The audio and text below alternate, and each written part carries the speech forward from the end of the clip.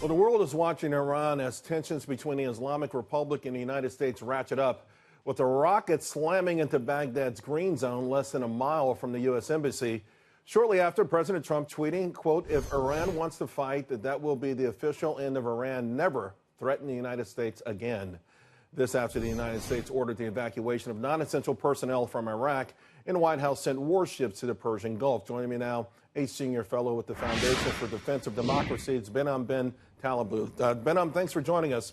My pleasure. Thanks for having me. As we headed into the weekend, the narrative on President Trump vis-a-vis Iran was that he really does not want to go to war. Perhaps he's being pushed in that direction, not only by their provocations, but by folks inside his administration.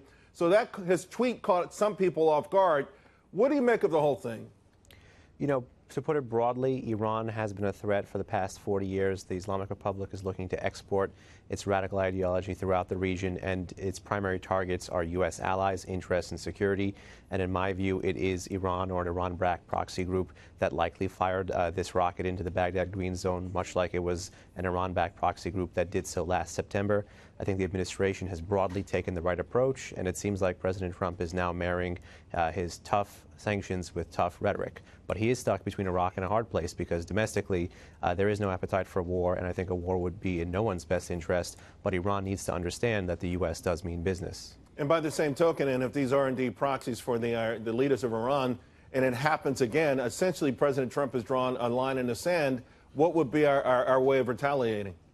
Well, the U.S. would have multiple options to retaliate. The problem is, of course, the U.S. drew a similar line in September of 2018 and, in fact, backed down. And not only did it back down, it closed temporarily a consulate in Basra when diplomatic facilities were struck both in Baghdad and Basra with mortars and rockets in September 2018. So I think Iran and America have an interest in not letting this cycle of violence escalate and spiral out of control, but America needs to find some kind of way. Aggressive repositioning in the Middle East through the carrier strike group is one, tough sanctions is another, escalating those sanctions, again, is yet another. Do you think perhaps it will be a longer-term way to get to where we need to be, but that alone will be enough to continue to choke off Iran economically as much as possible?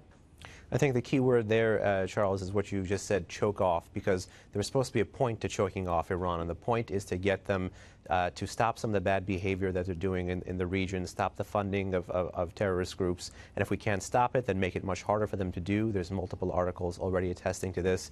Lebanese Hezbollah, Iran's chief proxy, is really feeling the squeeze. But the ultimate political goal is to drive Iran back to the negotiating table and fix the flawed nuclear deal by increasing the number of things that we're talking about with Iran and to get a genuine deal that addresses the wide array of threats that Iran has posed to U.S. interests and security for the past 40 years. That's what sanctions are supposed to do. I've only got 30 seconds, so how important is it that our European allies really show that they're on our side and really show the kind of resolve that we need for the plan that you're laying out to be effective?